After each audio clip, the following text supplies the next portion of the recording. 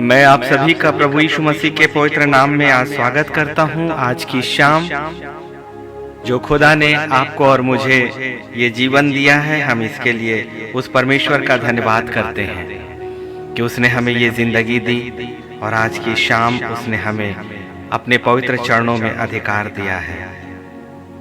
क्यों नहीं हम उस परमेश्वर का धन्यवाद करें। आप जितने इस वक्त मेरे साथ लाइव पर आने वाले हैं, जो आ रहे हैं, मैं आप सभी का स्वागत करता हूं प्रभु यीशु मसीह के पवित्र नाम से। खुदावंद आप सभी को बहुतायत की आशीष दे। इस वक्त जितने मेरे साथ जुड़ते चले जा रहे हैं, मैं आप सभी का स्वागत करता हूं। बहन ज्योति राजेश लकड़ा, मैं आपका स्वागत करता हूं। नमिता जेकब बहन, मैं आपका, अजय जेकब भाई, मैं आपका भी प्रभु यीशु मसीह के पवित्र नाम में स्वागत करता हूं। थॉमस वर्गीस जी, एलिस वर्गीस जी, मैं आपका भी प्रभु यीशु मसीह के पवित्र नाम में स्वागत करता हूं। प्रभु हम सबको बहुतायत की आशीष दे। आइए हम एक प्रार्थना के साथ आज का ये सेशन प्रारंभ करते हैं। खुदावंद अपनी सुरक्षा हमें दे। प्यारे सर्वशक्तिमान सामर्थी खुदावंद, आपके पवित्र चरणों में आते हैं आज के दिन के लिए। आपका धन्यवाद कि आपने हमें ये जिंदगी दी है। पिता, हम जानते हैं कि मनुष्य की उत्पत्ति आपके विचारों में हुई है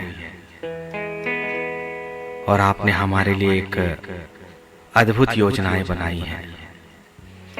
जितने लोग आज हमारे साथ हैं और जितने आने वाले समय में, प्यारे प्रभु, इस वीडियो के माध्यम से जुड़ेंगे, हर एक को अपनी सामर्थ्य से भर दीजिए। आराधना का मन आपके हाथों में समर्पित करते हैं प्रभु यीशु मसीह के पवित्र सामर्थ्य नाम में। आमीन, आमीन, आमीन। आइए हम खुदा का धन्यवाद करें उसकी सुरक्षा के लिए, उसके अधिकार के लिए। आप सभी जितने मेरे साथ जुड़ते जा रहे हैं, कमल साहू जी, मैं आपका भी, जय आनंद भाई, मैं आपका भी स्वागत करता हूं। काफी पुराना परिचय है हमारा। आइए हम इस आराधना में चलते हैं।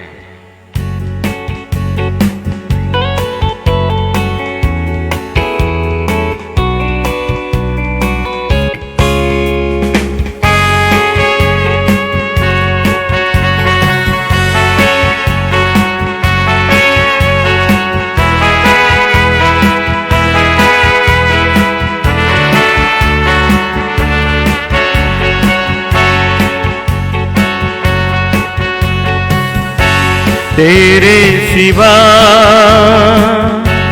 कोई यहाँ मेरा नहीं है खुदा।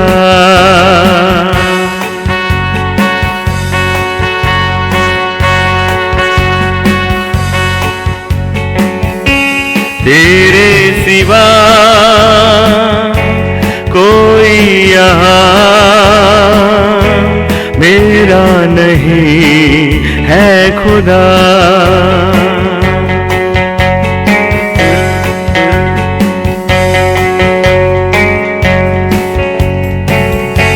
मेरे साथ चल मेरे खुदा, तेरे सिवा कौन है मेरा, तेरे सिवा कौन है मेरा।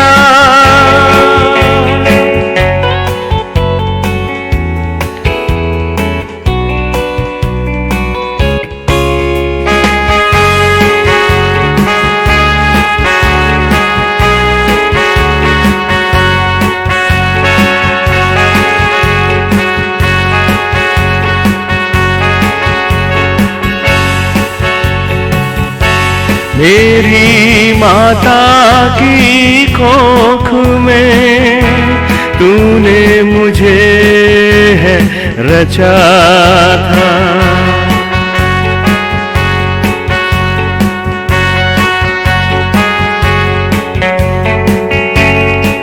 मेरी माता की कोख में तूने रचा था। तेरे विचार मेरे लिए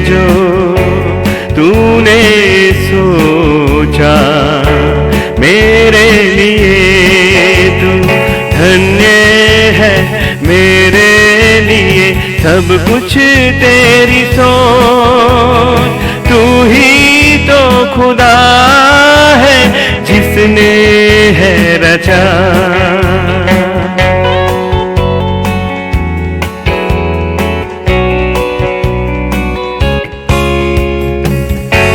तेरे सिवा कौन मेरा, कोई नहीं है यहाँ।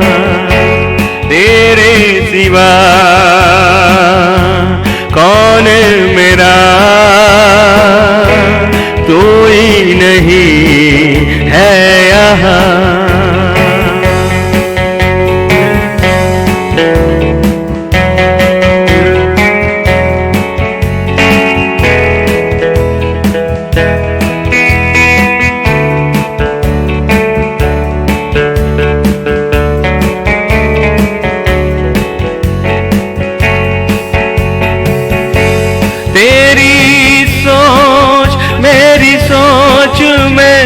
आसमानों का अंतर है खुदा मेरे, तेरा भला मेरी भलाई है, तेरा भला मेरी भलाई है।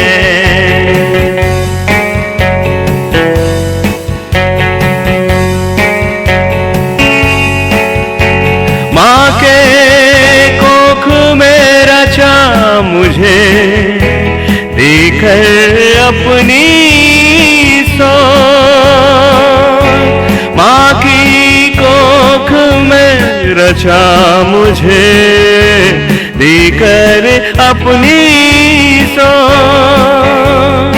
तेरी गति मेरी गति, तेरी सोच मेरी सोच, तू ही भला है खुदा। तेरी गति मेरी गति, तेरी सोच मेरी सोच, तू ही भला है खुदा। तेरे सिवा कौन है मेरा, तू ही खुदा है मेरा। तेरे सिवा कौन है मेरा, तू ही खुदा है मेरा। तू ही खुदा है मेरा, तू ही खुदा है मेरा।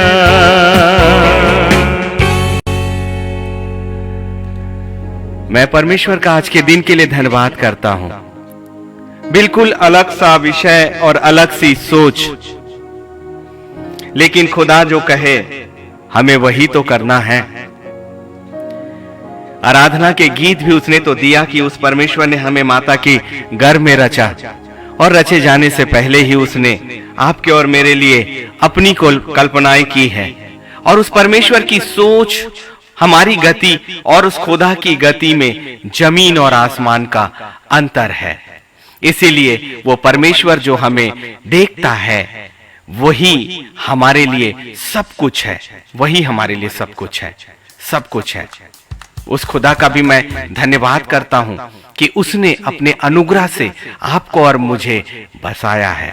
हम परमेश्वर का धन्यवाद करते हैं आज के दिन के लिए, आज के समय के लिए कि उसने आपको और मुझे नाम लेकर बनाया है। गर्भपात के विषय में आज परमेश्वर हमें सिखाना चाहता है कि कौन सी ऐसी बातें हैं। ये बातें हमारे लिए सोचने और समझने की है कि उस खुदावन की सोच और हमारी सोच में क्या क्या अंतर है। उस परमेश्वर ने जो आपके और मेरे लिए कल्पनाएं करी है वो आपकी और मेरी सोच से कहीं अलग और अंतर है। इसलिए मैं परमेश्वर का आज के दिन के लिए धन्यवाद करता हूं। अद्भुत उसका कलाम, अद्भुत उसकी योजनाएं, और वो जो कहे हमें उन्हीं बातों को कहते चले जाना है। इसलिए मैं आप सभी का धन्यवाद करता हूं जो इस वक्त मेरे साथ लाइव पर जुड़ते चले जा रहे हैं। प्रभु हम सभी को बहुतायत की आशीष दे। परमेश्वर का कलाम और हमारी सोच में जमीन और आसमान का अंतर है।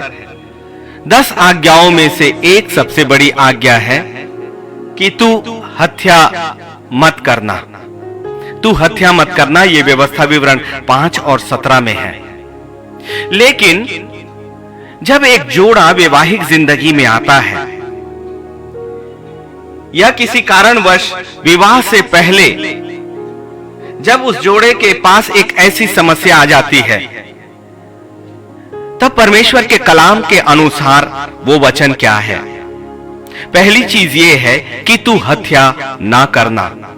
ये हम सभी के लिए लाभदायक है, क्योंकि यह विषय जनरली बोला नहीं जाता, लेकिन खुदा की आत्मा ने मुझे 2 दिन पहले ही आज का कलाम दे दिया था कि मैं इसी पर प्रचार करूं, और मैं परमेश्वर की आज्ञा के अनुसार ही चलूंगा, क्योंकि मेरी सोच और उस खुदा की सोच, आपकी सोच और उस खुदा की सोच में जमीन और आसमान का अंतर है। यदि आप सोचते हैं कि आपको इस विषय की जरूरत नहीं, तो ये मत भूले माता पिता कि आपके बच्चे कल को बड़े होंगे और उन्हें उचित मार्ग की शिक्षा उसी रास्ते की देना है जो परमेश्वर का कलाम कहता है। जितने युवा जोड़े हैं वो भी इस बात को सुन लें, और जितने वो युवा हैं जो कल को जाकर एक वैवाहिक जीवन में आएंगे और फिर कोई ऐसी परिस्थितियां उनके सामने आएंगी, आज हम परमेश्वर की दृष्टि में देखेंगे कि गर्भपात क्या है और उसका दुष्परिणाम क्या होता है और परमेश्वर की सोच में क्या है। पहली चीज जो परमेश्वर ने हमें आज्ञा दी है वो व्यवस्था विवरण 5 और उसका 17 कि तू हत्या ना करना। चाहे वो संतान जो है वो गर्भ के अंदर कितनी भी अवस्था में क्यों ना हो, वो मनुष्य की योजना का नहीं है, परंतु वो परमेश्वर की योजनाओं से बनाया गया है। मनुष्य यदि ये सोचता है कि एक संतान की उत्पत्ति उनकी अपनी योजना है, उनके परिवार की योजना है, तो ये गलत है पूरी तरह से, क्योंकि मनुष्य अपनी योजनाओं में से कोई भी चीज अपने अनुसार नहीं कर सकता, क्योंकि प्रकृति पर परमेश्वर का नियंत्रण है और बच्चे परमेश्वर का दिया हुआ एक वरदान है।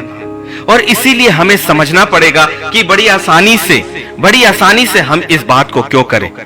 मुझे आज भी 2006 का वो समय याद आता है जब मेरा दूसरा बेटा अपनी मां के गर्भ में था और हम सोचते थे कि हम एक ही संतान रखेंगे। और हम जब डॉक्टर के पास गए पहली बार, डॉक्टर ने कहा कि अभी प्रारंभिक समय है, आप 1 हफ्ते के बाद आइएगा। दूसरी बार हफ्ते 10 दिन के बाद जब हम डॉक्टर के पास गए, डॉक्टर ने कहा कि अभी बहुत समय है, अभी 4 महीने तक हमारे पास समय है, फिर से आइएगा। और तीसरी बार जब हम गए, डॉक्टर ने फिर कहा कि कुछ समय के बाद आइए, अभी भी आपके पास समय है। लेकिन जब हम डॉक्टर के पास से वापस लौट रहे थे, परमेश्वर की आत्मा मुझसे बातें करने लगी। यद्यपि 2006 वो वर्ष है जब मैं सेवकाई में नहीं आया था, 2009 से मैं आया सेवकाई में, लेकिन 3 मेजर हार्ट अटैक जो 2003 में हुए थे, उसके बाद मुझे लगता था कि मेरी जिंदगी का कोई मोल नहीं है। लेकिन परमेश्वर ने मुझे हर उन्नति, चाहे मेरी अपनी शासकीय सेवा में हो, चाहे आर्थिक रूप से हो, चाहे संतान और परिवार के रूप में हो, परमेश्वर ने मुझे उसके बाद ही अपनी योजनाओं में लेकर आया। क्योंकि यिर्मयाह 29:11 ये कहता है कि जो कल्पनाएं मैं तुम्हारे विषय करता हूं उन्हें मैं जानता हूं, वो तुम्हारे लिए हानि की नहीं परंतु लाभ ही की है, और अंत में मैं तुम्हारी आशा पूरी करूंगा। जब तीसरी बार हम उस डॉक्टर के घर से निकल रहे थे, तो रास्ते में मैंने अपनी पत्नी से कहा कि अब हम दोबारा इस जगह पर वापस नहीं आएंगे। ये अद्भुत योजनाएं परमेश्वर की ओर से होती हैं। और जब वो दूसरी संतान हुई, वो भी एक पुत्र के रूप में हुई, तो वो बच्चा हमारे लिए बहुत आशीष का कारण हुआ, और सबसे ज्यादा कंफर्ट, सबसे ज्यादा सुकून देने का कारण वो मेरे लिए हुआ। परमेश्वर की योजनाएं आपकी योजनाओं से बिल्कुल अलग है। और जब हमने अपनी कल्पना का सहारा छोड़ा, तो तो आज मैं अपनी उस संतान का चेहरा देखकर अभी भी बहुत प्रसन्न होता हूँ और कहता हूँ, प्रभु मैं तेरा धन्यवाद करता हूँ कि एक ऐसी अच्छी खूबसूरत संतान जो तूने मुझे दिया। मुझे क्या ये अधिकार था कि तेरी उत्पत्ति और तेरी संतान और तेरे द्वारा दिए गए जीवन को हम कौन होते हैं, हम कौन होते हैं जो तेरे द्वारा दी गई योजनाओं के विरोध में हम खड़ा हुए। और एक जीवन तो जीवन को देने वाले की ओर से ही आता है। और इसलिए यदि इस संसार के माता पिता और जन्म देने वाले नर और नारी ये सोचते हैं कि उनके लिए संतान उनकी अपनी इच्छा में है, तो ये सोच पूरी तरह से गलत है, पूरी तरह से गलत है। क्योंकि वचन के अनुसार आज परमेश्वर हमसे बातें करना चाहता है और वो सारे लोग जिन्होंने ये कार्य किया है वो कभी भी नए यरूशलेम में प्रवेश करने की योग्यता नहीं रख पाएंगे। इसलिए हमें सावधान रहना है। और वो माता पिता जो आज बड़े हो गए, बुजुर्ग हो गए, लेकिन उन्हें इस बात का ज्ञान इसलिए जरूरी है कि वो अपनी आने वाली पीढ़ी को परमेश्वर के कलाम के अनुसार सही तरीके से, उचित तरीके से शिक्षा दे सके, ताकि उनकी संतानें वो कार्य ना करे जो परमेश्वर की दृष्टि में पूरी तरह से गलत और गलत और गलत है। परमेश्वर ऐसे कार्यों को कभी भी पसंद नहीं करता और ये परमेश्वर की अद्भुत सोच और अद्भुत कल्पनाएं जो उसने सृष्टि के पहले से ही की, क्योंकि जीवन और एक सृष्टि, खासकर वो मनुष्य की सृष्टि एक विशेष है, क्योंकि परमेश्वर ने सभी प्राणियों को कहकर बोलकर बनाया और उनमें से कोई भी परमेश्वर के स्वरूप और समानता में नहीं है और उनमें से कोई भी प्राणी परमेश्वर की सहभागिता नहीं कर सकता है। लेकिन सिर्फ और सिर्फ मनुष्य ही वो प्राणी है जिसे परमेश्वर ने अपने स्वरूप और अपनी समानता में बनाया और जिसे इस संसार पर अधिकार दिया। इसलिए जब एक नई संतान, एक नई मनुष्य की उत्पत्ति इस संसार में होती है, तो माध्यम चाहे कोई भी हो, माता पिता ये सोचते हैं कि वो माध्यम है, लेकिन माध्यम वो भले हैं, लेकिन योजनाएं और विचार परमेश्वर के मस्तिष्क की है। इसलिए यदि हम किसी भी रूप में इन बातों पर यदि हम रुकावट डालते हैं, तो हम परमेश्वर के सिंहासन के विरोध में खड़े होते हैं और ये परमेश्वर की दृष्टि में उचित नहीं। इसलिए हमें परमेश्वर का धन्यवाद करें कि ठीक समय पर, सही समय पर परमेश्वर अपने ज्ञान से, अपने कलाम से हमें भर रहा है और ये शिक्षा हमारी जिंदगी और आने वाली पीढ़ी के लिए भी काम आएगी। मैंने कहा कि वो माता पिता जो आज बुजुर्ग हैं, वो अपने आने वाली उस पीढ़ी जो अब विवाहित हैं या विवाहित होने वाले हैं, उन्हें उस उचित मार्ग की शिक्षा परमेश्वर के इन वचनों से दे सकते हैं। और वो नए जोड़े जो इस कार्य को करना चाहते हैं या करते हैं, हमें वो परमेश्वर एक चेतावनी देता है और वो हमारे जवान बेटे और बेटियां जो आने वाले समय में एक विवाहित जीवन में आने वाले हैं, वो संतानों की उत्पत्ति से पहले इन बातों का विचार करें, क्योंकि परमेश्वर ने आपको विवेक दिया है। यदि आपको संतान की आवश्यकता कुछ समय के लिए नहीं है, तो परमेश्वर ने आपको विवेक और ज्ञान और इस संसार में विज्ञान के रूप में ऐसे बहुत से ज्ञान दिए हैं जो आपको उस सलाह में, उस ज्ञान में लेकर जा सकते हैं। लेकिन परमेश्वर की योजनाएं एक इंसान के लिए, एक मनुष्य के लिए उसकी कल्पना का है। वो मनुष्य चाहे गर्भ में हो या गर्भ के बाहर, परंतु ये जान लीजिए कि परमेश्वर का वचन कहता है कि माता के गर्भ में रचे जाने से पहले ही मैंने तेरा ध्यान किया है। इसका मतलब ये है कि एक संतान जो परमेश्वर की योजनाओं की ओर से, उसके ज्ञान की ओर से किसी माता के गर्भ में दी जाती है, वो पहले ही परमेश्वर के विचारों में उत्पन्न होती है। और इसीलिए व्यवस्था विवरण 5 और 17 में बड़ी स्पष्टता के साथ खुदावंद का कलाम आपको और मुझे ये आज्ञा देता है कि तू हत्या ना करना, तू हत्या ना करना। और यदि कोई माता और पिता किसी भी संतान को उसके गर्भ में ही यदि नष्ट करते हैं, तो वो हत्या ही है। वो हत्या ही है। और परमेश्वर की आज्ञा इस बारे में बड़ी स्पष्टता के साथ है कि तू हत्या ना करना। आपकी उत्पत्ति परमेश्वर ने अपने विचारों में की। जब वो गर्भ बढ़ता है अपनी माता के गर्भ में, तब वो परमेश्वर की आंखों, उसकी नजरों के सामने होता है और परमेश्वर की आशीष उसकी जिंदगी के लिए होती है। आपको क्या पता कि उस संतान से परमेश्वर ने आपकी जिंदगी के लिए ऐसी कौन कौन सी योजनाओं को बनाया है। क्या जाने, आज जैसे 2006 का वो समय यदि मैं अपनी कल्पनाओं में लाता हूं और जब मैं अपने बेटे के चेहरे को देखता हूं तो मैं सिहर जाता हूं कि इस बेटे को हम इसके जीवन में आने से पहले ही, इस संसार में आने से पहले ही शायद इनकी आंखों, इसकी सांसों को हम हमेशा के लिए बंद कर देते।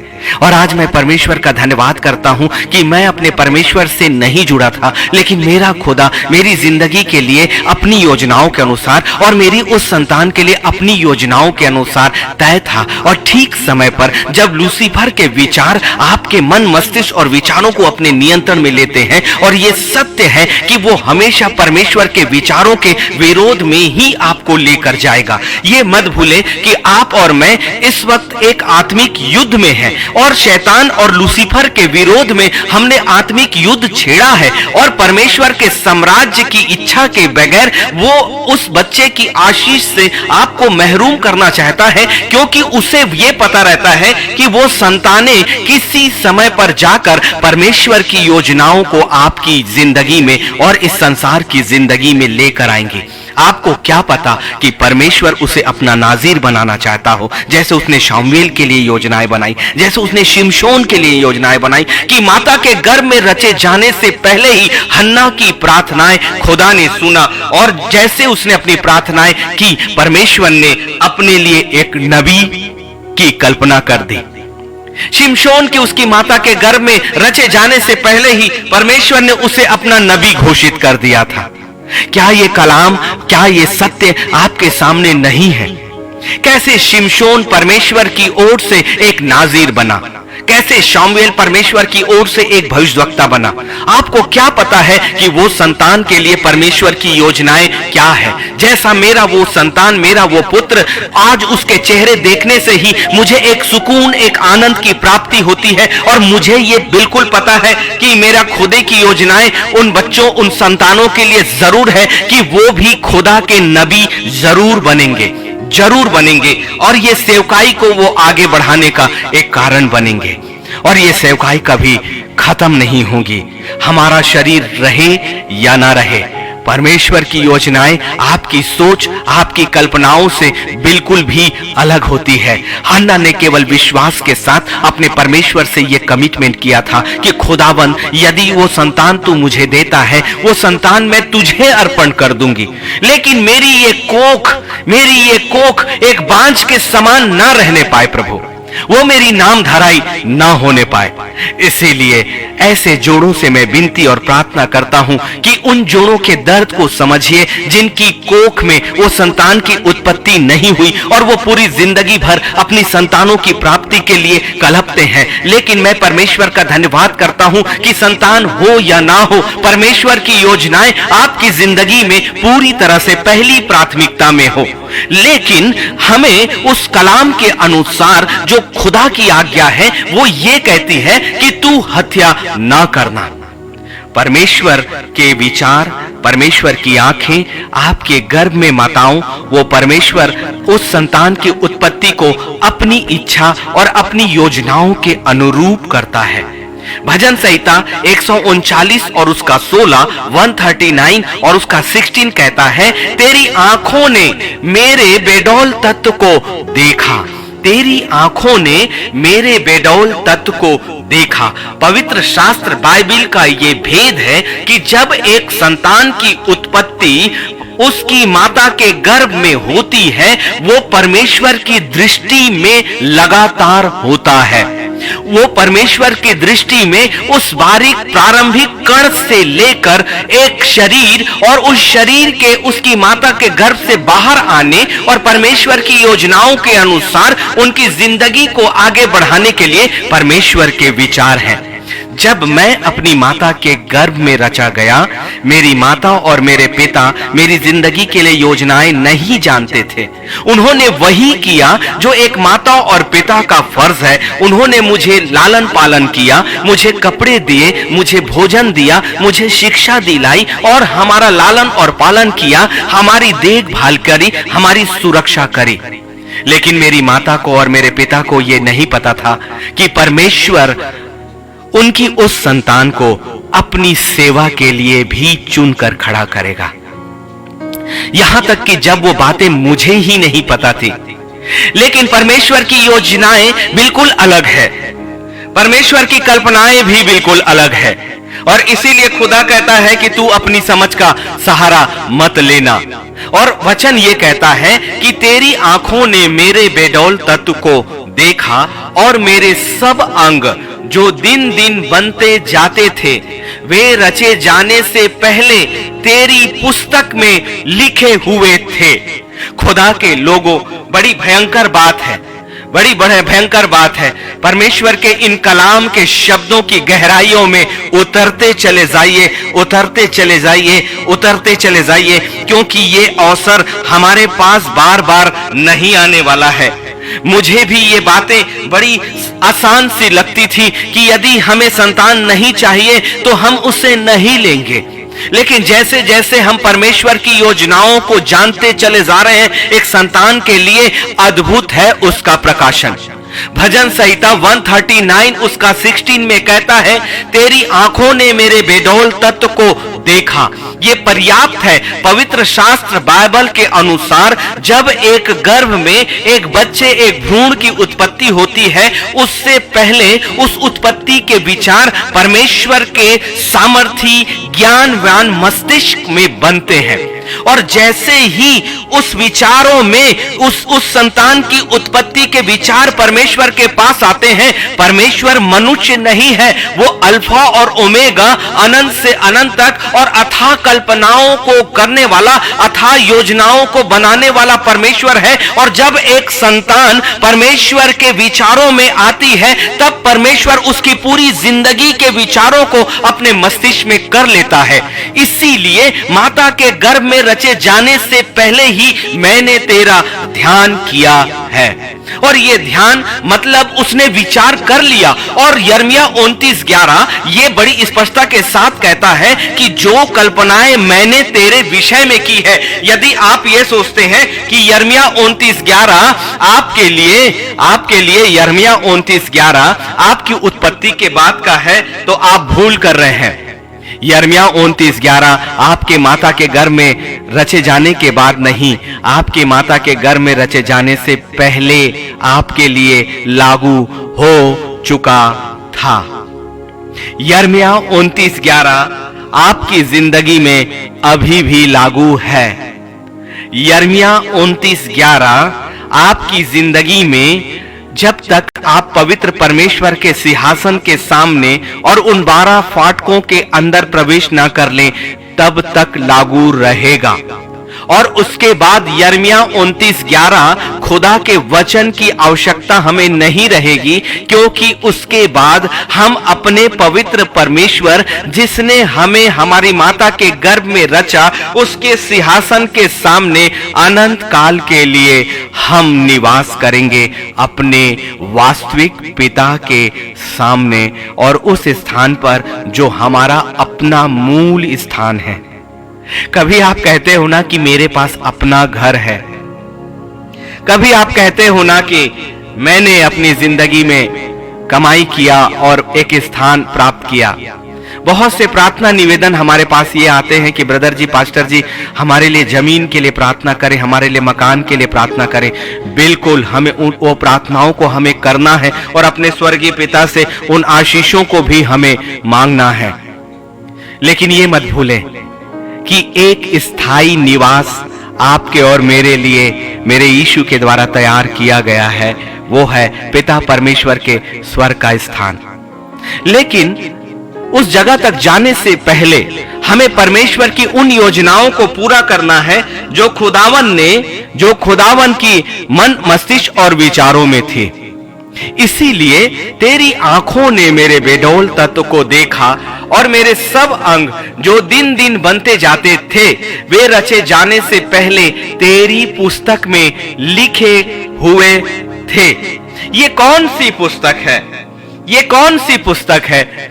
ये कौन सी पुस्तक है? वही जो न्याय के सिंहासन के पीछे जीवन की किताब, और वो जीवन की किताब वही जो नए यरूशलेम के 12 फाटकों में आपको प्रवेश करने का अधिकार देगी। कितना अद्भुत है, कितनी अद्भुत है कि जिस संतान को आप सोचते हो कि वो आपके अधिकार में है, जिस गर्व को आप सोचते हो कि वो आपकी अपनी सोच, अपनी समझ और अपने समय के अनुसार होगी।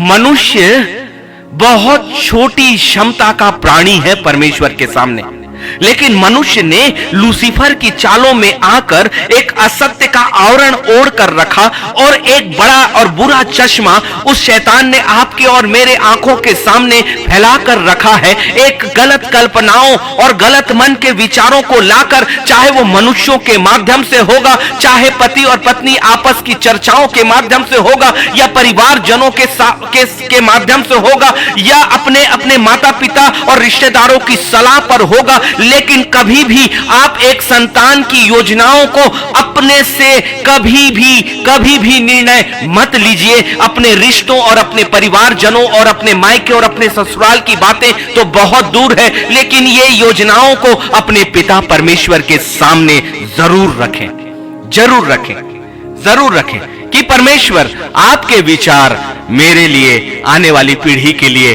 क्या है। खुदावन का वचन कहता है, और मेरे सब अंग जो दिन दिन बनते जाते थे वे रचे जाने से पहले तेरी पुस्तक में लिखे हुए थे।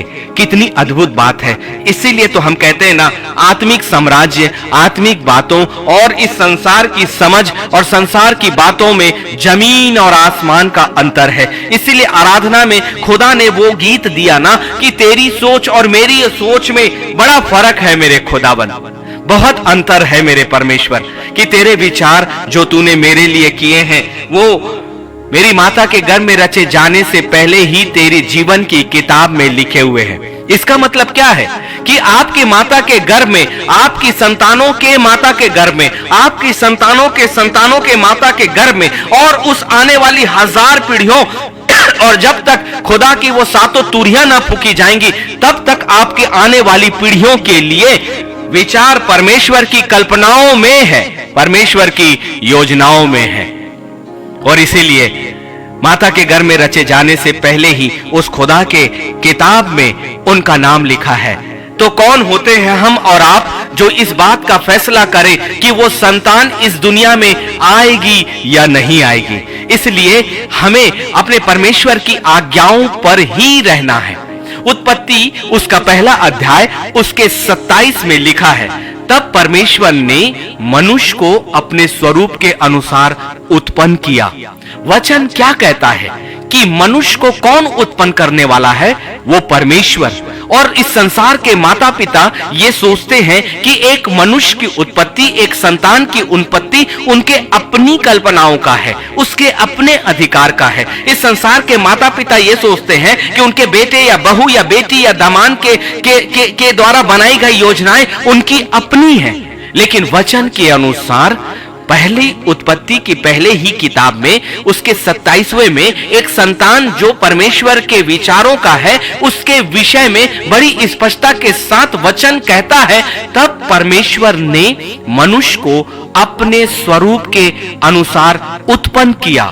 मनुष्य अर्थात संतान को उत्पन्न करने वाला वचन के अनुसार सिर्फ परमेश्वर है। अपने ही स्वरूप के अनुसार परमेश्वर ने उसको उत्पन्न किया। मैंने पहले भी कहा, जब वचन एक ही बात को दोहराता है तो वह पूरी तरह से सत्य और सत्य और सत्य होता है। जो वचन परमेश्वर यहोवा के मुख से निकला वो कभी भी खाली नहीं जाता। लेकिन जब मैं उत्पत्ति के पहले अध्याय उसके 27 में आपको लूं तो एक ही बात एक ही जगह पर 2 बार कही गई है। आप इस वचन को निकाल कर जरूर देखना कि उत्पत्ति का पहला अध्याय उसका 7, तब परमेश्वर ने मनुष्य को अपने स्वरूप के अनुसार उत्पन्न किया, और ये वाक्य यहां पर खत्म होता है कॉमा के साथ, और फिर ये उसी बात को पवित्र शास्त्र रिपीट करती है, अपने ही स्वरूप के अनुसार। पहले लिखा है मनुष्य को अपने स्वरूप के अनुसार, और दोबारा उसे और सर्टन करता है, निश्चित करता है ही लगाकर कि अपने ही स्वरूप के अनुसार परमेश्वर ने उसको उत्पन्न किया। 2 बार एक ही जगह पर मनुष्य की उत्पत्ति परमेश्वर के ओर से होती है, और उसके बाद कहता है फिर से नर और नारी करके उसने मनुष्यों की सृष्टि की।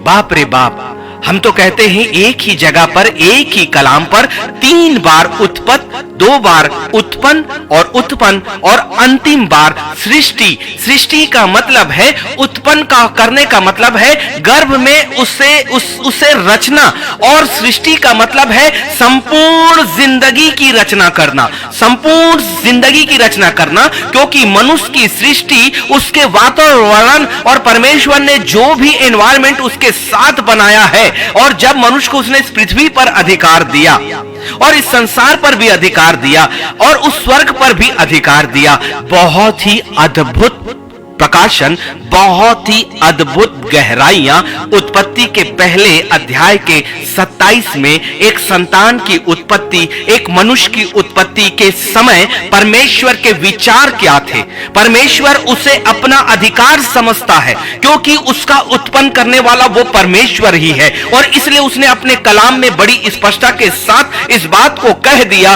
कि परमेश्वर ने मनुष्य को अपने स्वरूप के अनुसार उत्पन्न किया, अपने ही स्वरूप के अनुसार परमेश्वर ने उसको उत्पन्न किया। और फिर लिखता है नर और नारी करके उसने मनुष्यों की सृष्टि की। अद्भुत है ना। ये मनुष्यों की सृष्टि का मतलब ये हुआ कि जब परमेश्वर ने गर्भ में एक संतान की उत्पत्ति करी, उसके बाद उसने उसकी पूरी जीवन भर की योजनाओं को भी बना दिया, और इसीलिए उन योजनाओं का सबसे अंतिम योजना या अंतिम प्रकाशन क्या है?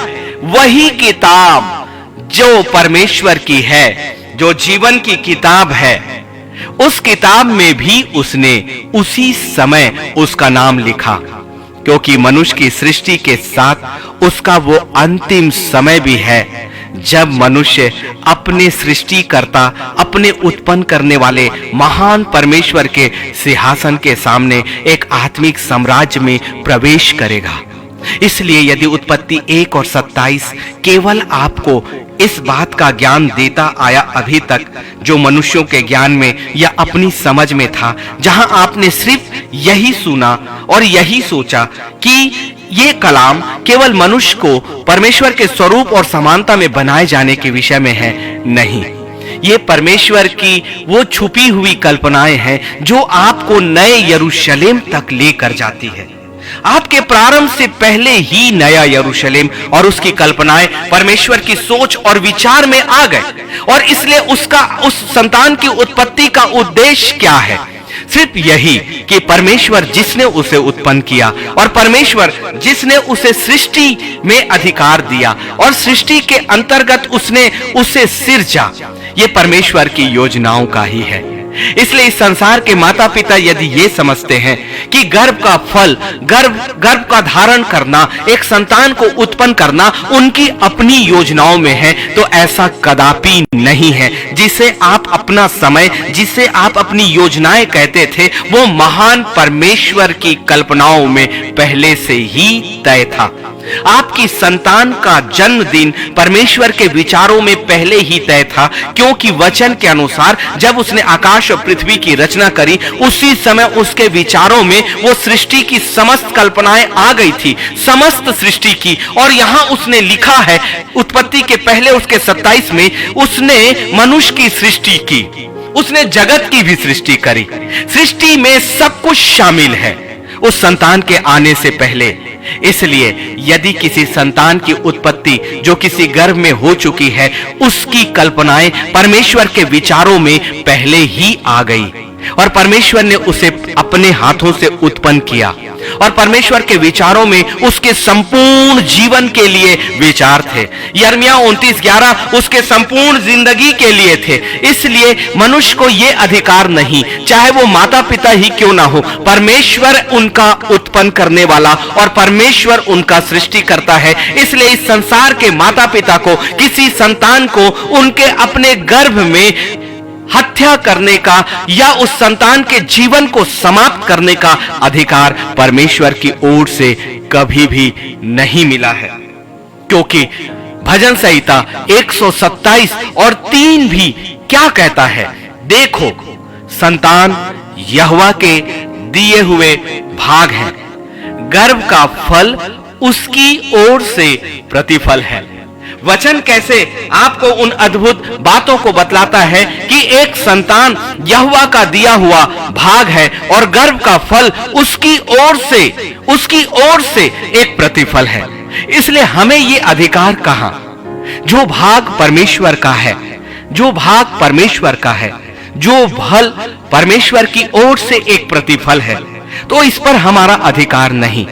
जैसे कि जब 3 बार डॉक्टर ने इनकार किया, तब वो आत्मा ही था कि मेरे जाने उसने परमेश्वर की योजनाओं को मेरे मन मस्तिष्क और विचारों में दिया। और आज मैं धन्यवाद करता हूं कि खुदा के उन विचारों के द्वारा मेरा बेटा आज जीवित है और उसकी पूरी जिंदगी में वो परमेश्वर की योजनाओं के लिए एक बड़ा भाग, एक बड़ा प्रतिफल, एक योग्य पात्र साबित होगा, क्योंकि कल्पनाएं हमारी नहीं, हमारे खुदा की है। और इसीलिए मैं अपनी जिंदगी के लिए भी यिर्मयाह 29 और 11 ही आगे रखता हूं और खुदावन के सामने उसके वचन के अनुसार अपनी संतानों के लिए भी यिर्मयाह 29:11 ही मैं सामने रखता हूं। और मैं हमेशा ये प्रार्थना अपने परमेश्वर से करता हूं कि खुदावन, मैं अपनी जिंदगी में मुझे नहीं पता कि तू कब तक मुझसे ये सेवकाई लेगा, लेकिन मेरी इच्छा यही है प्रभु कि मेरी दोनों संतानें भी तेरी सेवा को करें, चाहे उन्हें संसार में कुछ मिले या ना मिले। एक पिता के समान हमें अपना फर्ज पूरा करना है कि हम उन्हें उचित देखभाल करें, हम उन्हें उचित शिक्षा दें, हम उनका उचित लालन पालन करें, लेकिन योजनाएं तो परमेश्वर की ही होंगी। और इसलिए मैं एक पिता होने के नाते अपने बच्चों के लिए भी वही आशीष की प्रार्थना करता हूं और उन प्रार्थनाओं में सबसे पहला शब्द यही होता है, खुदावन तू मेरी संतानों को अपनी सेवा के लिए चुन लेना, क्योंकि तेरे द्वारा चुना जाना इस संसार की सबसे बड़ी योग्यता है। तेरे द्वारा इस्तेमाल किया जाना, तेरी योजनाओं का उनकी जिंदगी में जाना, ऐसे बहुतेरे हैं प्रभु जिन्होंने अपनी जिंदगी के लिए और अपनी संतानों की जिंदगी के लिए अपने विचारों को और संतानों के विचारों को सामने रखा। उन्होंने कभी भी प्रभु जी तेरे कलाम के अनुसार तेरी योजनाओं के सामने अपनी संतानों और आने वाले भविष्य को उन्होंने नहीं सौंपा। लेकिन आज हम धन्यवाद देंगे कि परमेश्वर का प्रकाशन, परमेश्वर की गहराई उसके पवित्र आत्मा के द्वारा हमारे बीच सेतमेत पहुंच रहा है और मेरी जिंदगी बहुत आशीषित हो रही है, क्योंकि मैंने अपनी संतान को नाश नहीं किया, परंतु अब अपनी संतानों को उस खुदावन के हाथों में हम छोड़ते चले जा रहे हैं। छोड़ना है उसकी योजनाओं में, क्योंकि संतान यहोवा के दिए हुए भाग है। हमारी संतानें उस परमेश्वर का हिस्सा है और इसीलिए परमेश्वर हमेशा इस बात को फिर से आपकी उत्पत्ति को आपको समझना होगा कि जब उसने आदम को बनाया, उसने इस संसार से मिट्टी लिया और इस मिट्टी के तत्व लिए, लेकिन एक चीज उसने की कि उसने अपनी आत्मा उस शरीर पर फूकी और तब आदम जो है वो जीवता प्राणी बना। और इसीलिए तो भजन संहिता 127 और 3 इस बात को फिर से हमारे सामने लाता है कि यहोवा संतान यहोवा के दिए हुए भाग है और गर्भ का फल उसकी ओर से प्रतिफल है, वो रिजल्ट है। और किस बात का रिजल्ट? परमेश्वर की सोच का, परमेश्वर के कलाम का, उसकी अपनी इच्छाओं का। ऐसे कितने कलाम हैं जो आपको और मुझे आगाह करते हैं कि परमेश्वर चाहता है कि आप और मैं इस वचन के अनुसार, उसकी इच्छाओं के अनुसार उसके कलाम को जाने, और हर वो माता पिता जो अपने आने वाली पीढ़ी को इस बात की चेतावनी दे, इस बात की शिक्षा दे, ताकि वो परमेश्वर की योजनाओं के विरोध में कोई ऐसा कार्य ना करें। क्या जाने कि वो संतानें कब आपके लिए और खुदावन के लिए एक योग्य पात्र बनता हो। और ये लूसीफर बड़ी चालाकी से, क्योंकि लूसीफर को पता है, क्योंकि माता के गर्भ में रचे जाने से इस सृष्टि के समय से ही वो हर मनुष्य की उत्पत्ति और उसकी आत्मा को जानता है, उनके उन विचारों को भी वो जानता है, उसके हर एक उन कामों को ही जो जानता है। इसीलिए तो 2003 में उसने 3 बार मेजर हार्ट अटैक लाकर मेरे जीवन को समाप्त करना चाहा। इसीलिए तो उसने कई बार मुझे मानसिक तनाव पे लेकर मुझे ऐसी भावनाओं को लाया ताकि मैं अपनी जिंदगी को खत्म कर दूं। इसीलिए उसने कई बार मुझे अकेला किया। लेकिन जब भी परमेश्वर की योजनाओं को हम सामने रखते हैं, मैं धन्य है वो मां जिसने मेरे जीवन को परमेश्वर के विचारों के अनुसार सौंपा, हमेशा मेरे गर्भ में रचे जाने के समय से ही।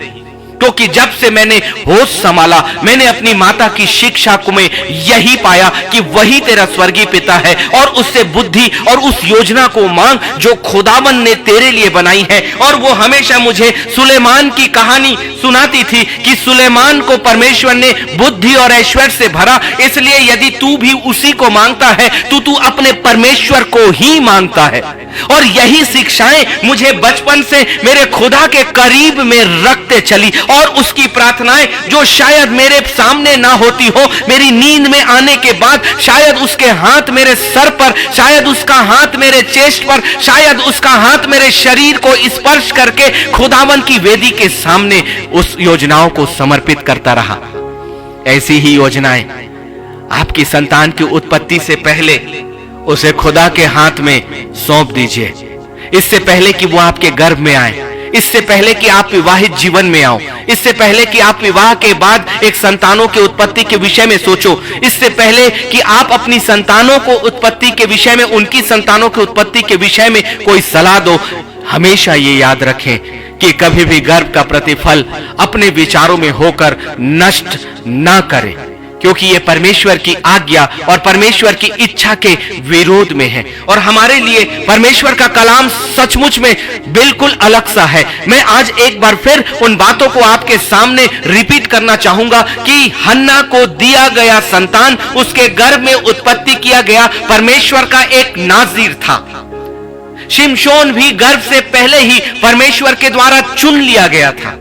इसलिए क्या जाने कि आपके आने वाली संतानें, या वो संतान जो आपके गर्भ में है, या वो संतानें जो आने वाले समय पर आएंगी, क्या जाने कि परमेश्वर की योजनाएं उन संतानों के लिए क्या है, और वो परमेश्वर के लिए भी प्रतिफल हो और आपके लिए भी प्रतिफल हो। और इस बात को लूसीफर बहुत अच्छे से जानता है। इसलिए पहला युद्ध वो आपके गर्भ में ही लड़ता है, पहला युद्ध वो आपके विचारों में ही लड़ता है कि यदि एक परमेश्वर के समर्पण का, उसके विचारों का जीवन ही इस संसार में उत्पन्न ना हो, तो उसके लिए वो समस्या पहले ही हल हो गई। और वो बहुत चालाक है, वो बहुत चालाक है, इसलिए कि उसे पता है कि ये योजनाएं क्या है। इसीलिए तो उसने मेरी जिंदगी में भी बचपन से उन तकलीफों को लाना शुरू किया ताकि मैं हार जाऊं।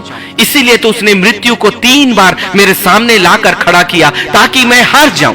लेकिन परमेश्वर की उन योजनाओं को जो हमने अपनी जुबान से अंगीकार करते चले गए, और परमेश्वर के सत्य के प्रकाशन को हम जानते चले गए, और परमेश्वर की योजनाओं में अपनी जिंदगी और आने वाले कलों को, अपनी संतानों की जिंदगी को सौंप दिया। गर्भ का फल हमारे खुदा की ओर से एक प्रतिफल है, और इसीलिए परमेश्वर का कलाम कुछ और बातों को स्पष्टता के साथ आपसे और मुझसे आज की शाम कहता है खुदा के लोगों। इसीलिए भजन संहिता 139 उसके 13 से 15 तक में परमेश्वर बड़ी स्पष्टता के साथ दाऊद के माध्यम से कुछ वचन, कुछ सुसमाचार, कुछ अपनी शिक्षाओं को आपके सामने रखता है। वो कहता है, मेरे मन का स्वामी तो तू है, मेरे मन का स्वामी तो तू है, मेरे मन का स्वामी तो तू है। क्या आप अपने मन के स्वामी खुद हैं? क्या आपके मन का स्वामी स्वामिनी आपकी पत्नी है? क्या आपके मन का स्वामी आपका पति है? क्या आपके मन का स्वामी कोई और व्यक्ति है? क्या आपके मन का स्वामी आपके भाई बहन है? क्या आपके मन के स्वामी आपके रिश्तेदार है? क्या आपके मन के स्वामी आपके माता पिता है? जो कभी आपको लूसीफर की ओर से यह सलाह दे सकते हैं कि जो गर्व का फल आपके अपने अपने अपने अपने जीवन में आने वाला है वो केवल आपका नहीं है, वो परमेश्वर का भी हिस्सा है। आपकी संतान केवल आपकी नहीं होती, वो आपके परमेश्वर जिसने उसे सृष्टि किया है उसका भी हिस्सा होती है। इसलिए मैंने अपनी संतानों के लिए ये प्रार्थनाएं प्रारंभ कर दी जब से परमेश्वर ने ये कलाम मुझे दिया, और जब से मेरी आत्मा ने इस कलाम को पाया कि प्रभु जो भाग तेरा है उस पर मैं अपना अधिकार छोड़ता हूं इस संसार में, क्योंकि मैं एक माध्यम जरूर बना मेरे परमेश्वर, लेकिन उसकी सृष्टि करने वाला तो तू है। वो तेरा भाग है, वो मेरा नहीं। वो तेरा भाग है, वो मेरा नहीं। हमें तो तूने ये आशीषें दी, इसलिए उनकी जिंदगी के लिए जो तेरी इच्छा, तेरा भाग, तेरे भाग के लिए तेरी इच्छा, तेरी सृष्टि के लिए तेरी इच्छाएं, तेरी उत्पत्ति के लिए तेरी इच्छाएं पूरी हो, यही सबसे बड़ी आशीष है एक माता पिता की अपनी संतानों के लिए, कि उनके लिए वो प्रार्थनाएं हैं जो गर्भ में रचे जाने से पहले ही उनके वास्तविक उत्पत्तिकार ने उनके लिए किया है। इसीलिए वो खुदा का वचन कहता है कि तू अपनी समझ का सहारा मत लेना। नीति वचन 3 उसका 5 और 6 हमारे लिए हर दिन का कलाम है, हर दिन का कलाम है कि तू अपनी समझ का सहारा मत लेना, क्योंकि हमारे मन का स्वामी वो परमेश्वर है। दाऊद जैसा सामर्थी राजा भी अपना स्वामी उस खुदा को कहता है और कहता आ रहा है, और इसीलिए वो वही हमारा स्वामी, वही खुदा हमारा अधिकार रखने वाला परमेश्वर। इसीलिए वो कहता है मेरे मन का स्वामी तो तू है, तूने मुझे माता के गर्भ में रचा। वाओ, किसने बनाया? वचन एक बार फिर आपके सामने ज्यों का त्यों है, तूने मुझे माता के गर्भ में रचा। इसलिए आपकी संतानों की उत्पत्ति परमेश्वर के द्वारा है। आपके संतानों की सृष्टि में उसका संपूर्ण जीवन और उसका संपूर्ण कल है जो परमेश्वर के सिंहासन के सामने से रचा गया, और उसकी उत्पत्ति से पहले परमेश्वर ने उसके लिए अद्भुत विचार, अद्भुत कल्पनाएं, अद्भुत योजनाएं जो आपकी सोच, आपकी समझ में कभी नहीं आ सकती, क्योंकि आपकी सोच और खुदा की सोच, आपकी अपनी संतानों के लिए विचार और परमेश्वर के लिए उसकी उत्पत्ति के लिए विचार अलग अलग है। ये डजंट मैटर कि वो किस व्यक्ति के गर्भ में किस जोड़े को दिया गया, लेकिन महत्व इस बात का है कि सृष्टिकर्ता के उस उत्पत्ति के विषय में विचार क्या है। हम एक माध्यम मात्र हैं और आशीषित भी कि परमेश्वर हमें संतानों की आशीषों से भरता है, लेकिन वही संतानें एक आशीषित संतान होगी जो परमेश्वर की योजनाओं में माता पिता के द्वारा डाल दी गई होंगी। यूसुफ और मरियम ने यीशु मसीह को भली भांति शिक्षा दी। उन्होंने परमेश्वर की योजनाओं के अनुसार उसका लालन और पालन किया। परमेश्वर की कल्पनाएं आपकी और मेरी सोच और आपकी गति और उसकी गति में जमीन और आसमान का अंतर है। इसलिए माता के गर्भ में रचना एक धन्यवाद का विषय है, क्योंकि अद्भुत है वो प्रकाशन जो भजन संहिता 139 उसके 13 से 15 में है। मेरे मन का स्वामी तो तू है, तूने मुझे माता के गर्भ में रचा, मैं तेरा धन्यवाद करूंगा। क्यों धन्यवाद करूंगा? क्यों धन्यवाद करूंगा?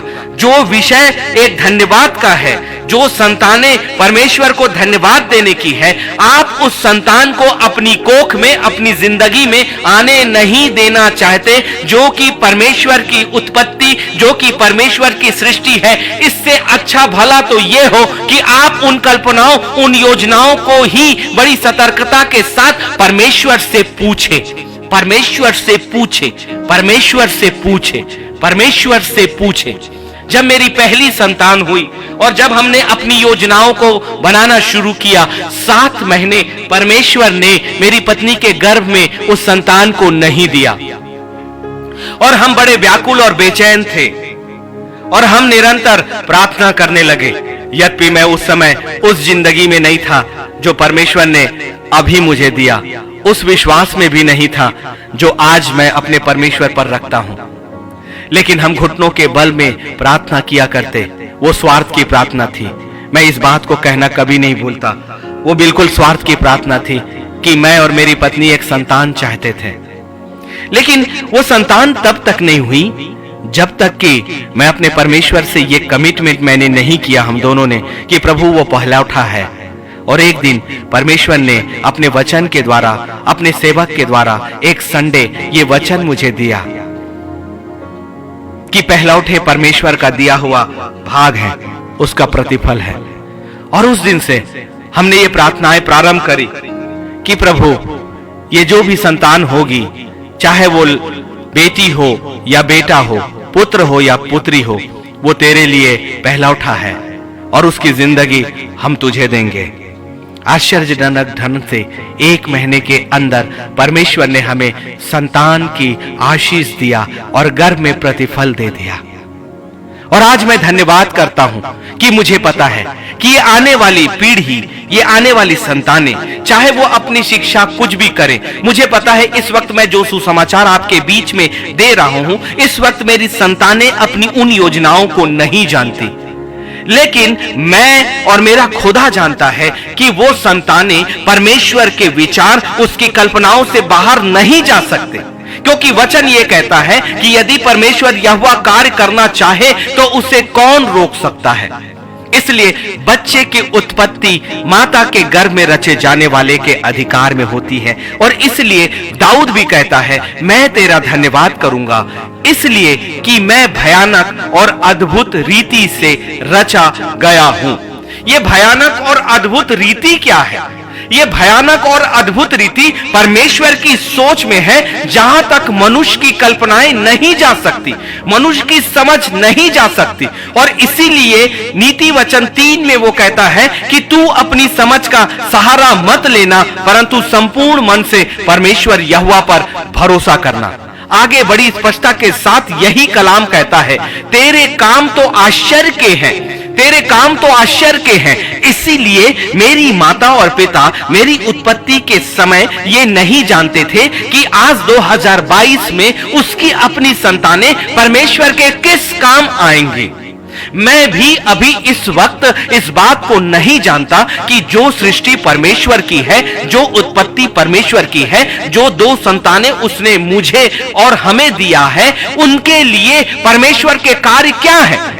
लेकिन वो जब भी आएंगे, वचन के अनुसार तेरे काम तो आश्चर्य के हैं। इसका मतलब उनके काम जो परमेश्वर ने उत्पत्ति का कार्य किया है, एक संतान को जब उसने गर्भ में दिया, या वो संतान जो गर्भ में आने वाली है, वो परमेश्वर के कार्यों के हिस्से में है और वो कार्य आश्चर्य के हैं, आश्चर्य के हैं। और मैं इसे भली भांति जानता हूं। जब दाऊद इस विषय में आपको और मुझे सुसमाचार करता है प्रभु की ओर से, और ये वही पवित्र आत्मा है जो दाऊद के मन और समझ में एक संतान और अपनी उत्पत्ति के विषय में उसने उसे ही ज्ञान दिया।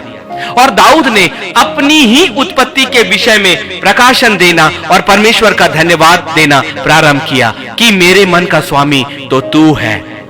और दाऊद का कलाम केवल दाऊद के लिए नहीं है, परंतु दाऊद का कलाम हर उस माता पिता के लिए है जो आने वाले दिनों में एक संतान को उत्पन्न करेंगे। और परमेश्वर की योजनाएं, परमेश्वर की इच्छाएं यही है कि वो संतान जो गर्भ में आया, वो पूरी तरह से जीवन को लेकर आपकी जिंदगी में और इस संसार की जिंदगी में और परमेश्वर की योजनाओं को लेकर वो इस संसार में जिए, फले फूले और बढ़े। और इसीलिए दाऊद ने अपनी उत्पत्ति के लिए परमेश्वर का धन्यवाद किया।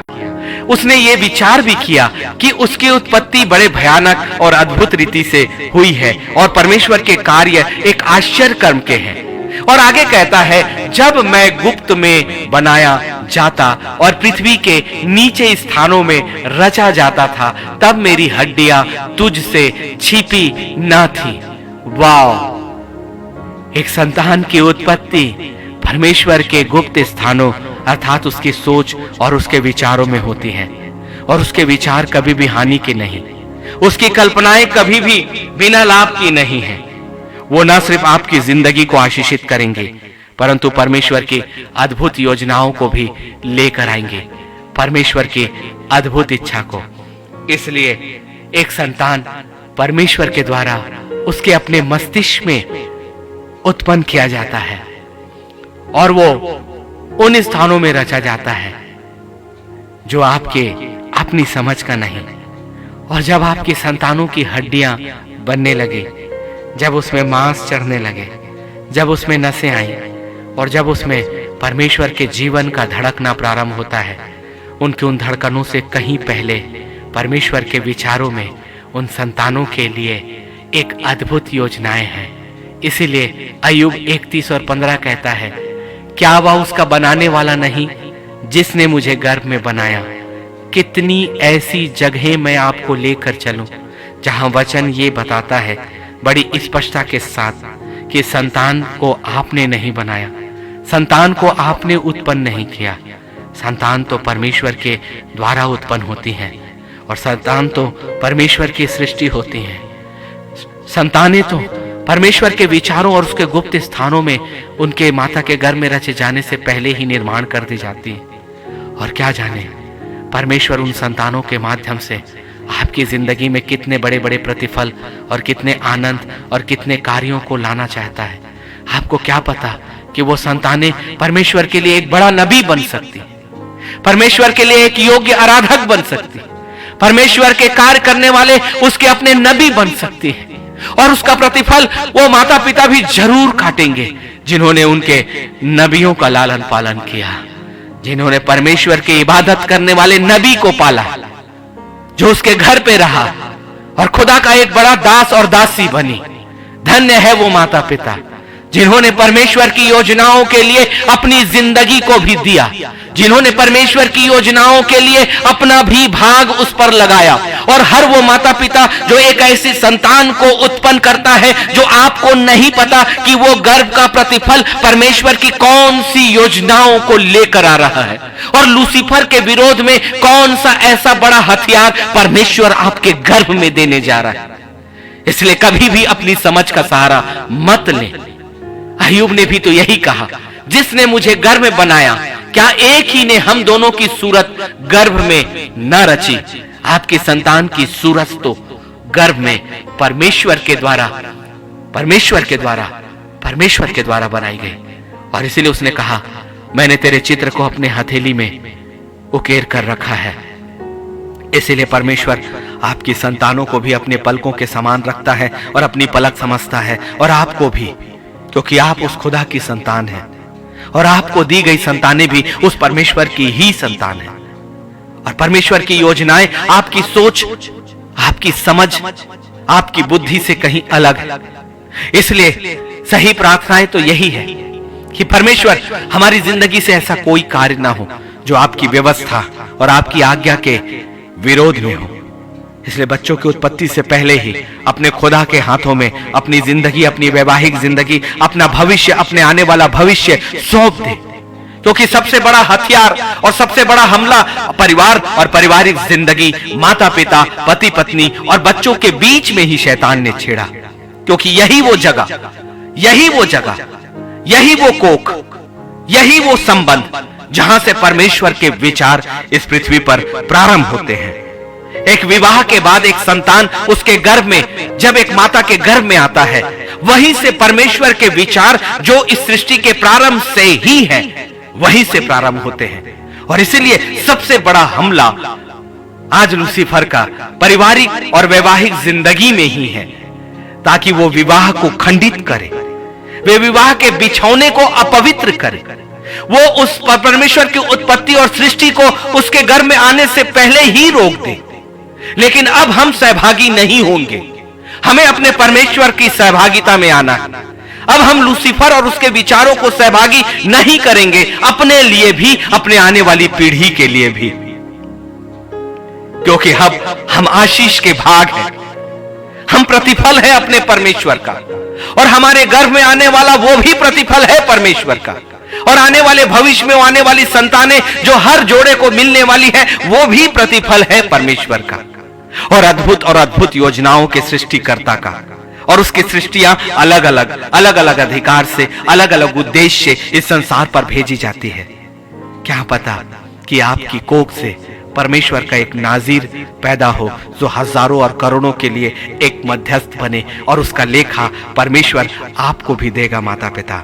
इसलिए आज के दिन के लिए, इस समय के लिए मैं परमेश्वर का धन्यवाद करता हूं। कल के दिन ठीक समय पर 9 बजे पर हम फिर से एक बार उपस्थित होंगे। परमेश्वर हमें बहुतायत से आशीष दे। जय मसीह की।